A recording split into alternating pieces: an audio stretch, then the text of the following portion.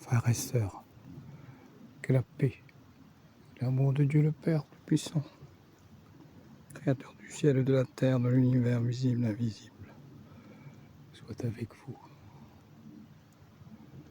en ce troisième jour de la Semaine Sainte.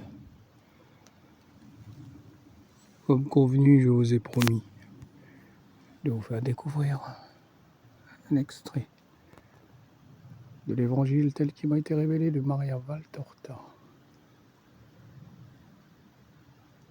Cette œuvre que Jésus lui a donnée pour notre temps. Écoutez un extrait pour vous. Mercredi d'avant Pâques, la nuit. Jésus dit, je vous ai dit, soyez attentifs, veillez et priez pour ne pas vous trouver appesantis par le sommeil. Mais je vois que vos yeux fatigués cherchent à se fermer et que vos corps, même sans que vous le vouliez, cherchent une position de repos. Vous avez raison, mes pauvres amis.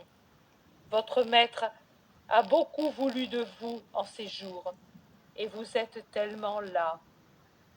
Mais d'ici quelques heures, désormais quelques heures, vous serez content de ne pas avoir perdu, pas même un seul moment de mon voisinage. Vous serez content de ne rien avoir refusé à votre Jésus.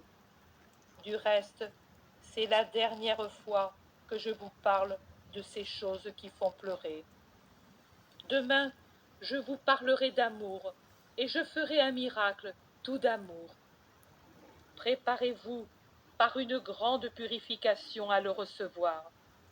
Oh, comme il est plus conforme à mon moi de vous parler d'amour plutôt que de châtiment. Comme il m'est doux de dire « Je vous aime, venez ».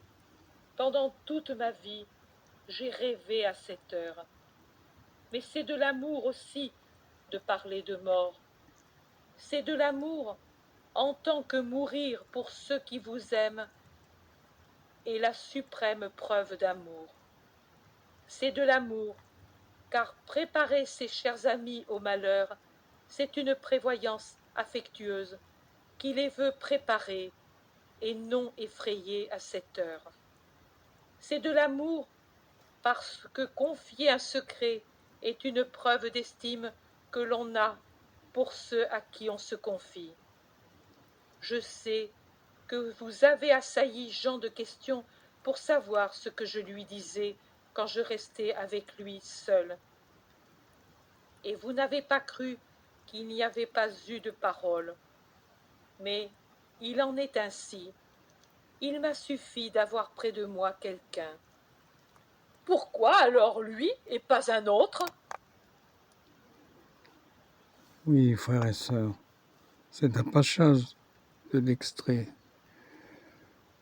de l'Évangile tel qu'il m'a été révélé.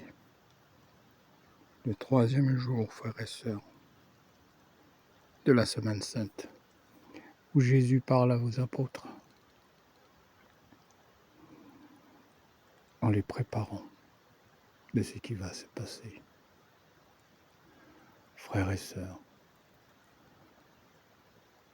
donnons-nous tout entière à Jésus-Christ, notre Sauveur, et soyons-lui fidèles tout au long de notre vie.